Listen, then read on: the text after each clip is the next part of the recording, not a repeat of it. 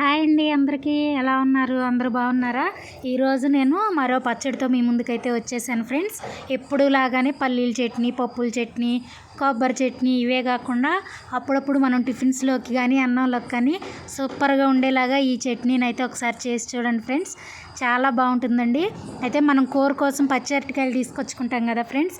అయితే దాని తోలు తీసేసి కూర అయితే వండుతాం కదా, ఆ తోలుని పడే అవసరం లేదండి. ఆ తోలుని మనం ఉప్పు పసుపు వేసిన నీళ్ళల్లో కడిగేసి శుభ్రంగా దాంతో కూడా పచ్చడి చేసుకోవచ్చండి. నేనైతే అదే చేయబోతున్నాను. దానికోసం నేను ముందుగా బాండీ పెట్టుకుని ఆయిల్ వేసుకుని స్టవ్ వెలిగించి ఆయిల్ కాగిన తర్వాత అందులో కారానికి సరిపోను 10-15 పచ్చిమిర్చి వేసి వేయించుకున్నానండి. పచ్చిమిర్చి వేగిన తర్వాత వాటిని పక్కకు తీసుకుని అందులోనే ఒక 3 కట్ చేసిన టమోటా ముక్కలు కూడా వేసి వేయించుకున్నాను ఫ్రెండ్స్. టమాటా ముక్కలు కూడా వేగిన తర్వాత అందులో నూనె కొద్దిగా తక్కువైందండి, అందుకని ఇంకొక 2 టేబుల్ స్పూన్ల నూనె వేసుకుని అందులో ఈ పచ్చి అరటికాయ తోలు ఉంది కదండి, దాన్ని ఒక అంగుళన్నర చొప్పున ఇలా ముక్కలుగా కట్ చేశానండి. ఆ ఉప్పు పసుపు వేసి నీళ్ళల్లో వేసి బాగా కడిగేసి ఇప్పుడు ఆ అరటికాయ ముక్కలను కూడా ఈ నూనెలో వేసి ఇలా బాగా ఫ్రై చేసుకున్నానండి. ఇలా ఒక 2 నిమిషాలు వేయించుకున్న తర్వాత దీనిపైన మూత పెట్టి మనం మగ్గించుకోవాలండి. ఒక 5 నిమిషాలు 10 నిమిషాలు మగ్గుతుంది అంతే. ఇలా అన్నమాట. చక్కగా మగ్గిపోయిన తర్వాత మనం స్టవ్ ఆఫ్ చేసేసుకుని దీన్ని కూడా ఒక మిక్సీ జార్లోకి అయితే తీసుకోవాలి ఫ్రెండ్స్. ఇప్పుడు అన్నీ కలిపేసి ఇందులో ఏమేమి వేసుకోవాలో నేను చెప్తానండి.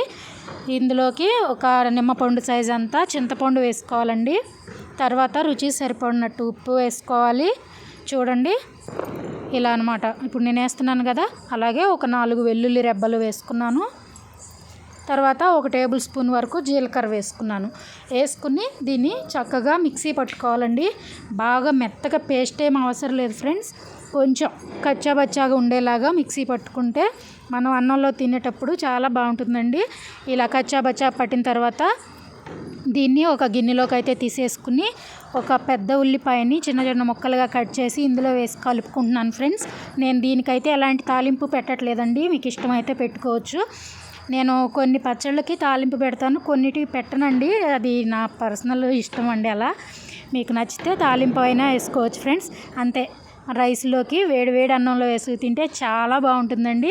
నేనైతే టేస్ట్ చేయడానికి స్పూన్ కోసం కూడా ఆగలేకపోయానండి, అంత బాగుంది.